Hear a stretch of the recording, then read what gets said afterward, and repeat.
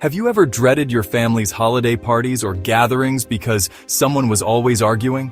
The tension in the air, the raised voices, and the inevitable drama can make these events feel more like a battlefield than a celebration.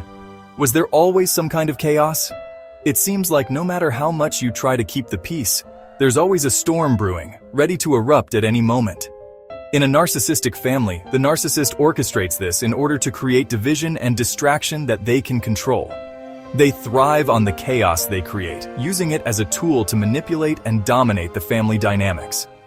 Many times, the narcissist will take conversations out of context or use tidbits of information to start a family argument. They twist words and manipulate situations to suit their narrative, often leaving others confused and defensive. In this pattern of behavior, the narcissist may quietly isolate the family member that is the scapegoat. This person becomes the target of blame and criticism, often feeling alienated and unsupported by the rest of the family.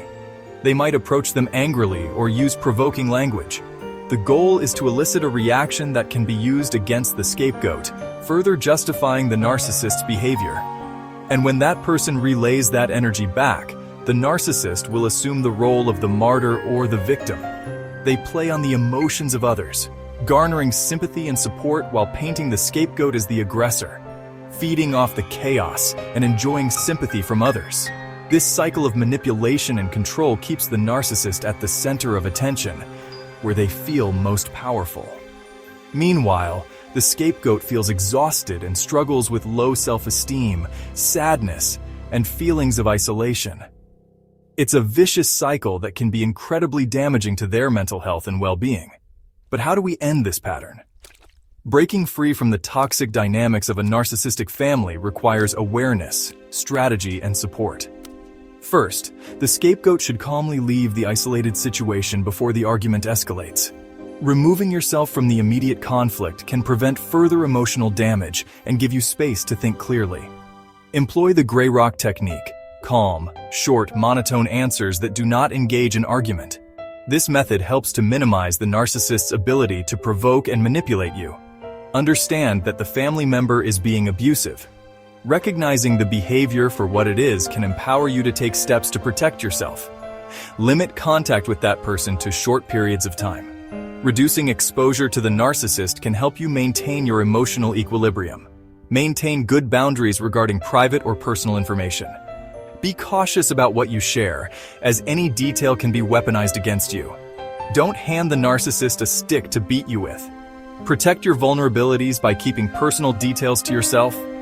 Finally, consider seeking therapy to cope with the effects of gaslighting and the consequences of narcissistic abuse. A professional can provide you with strategies to manage your emotions and rebuild your self-esteem. Therapy can provide valuable tools and support to help navigate and heal from these toxic relationships. It can be a safe space to process your experiences and develop healthier coping mechanisms. Remember, you are not alone. Many people have faced similar challenges and have found ways to overcome them.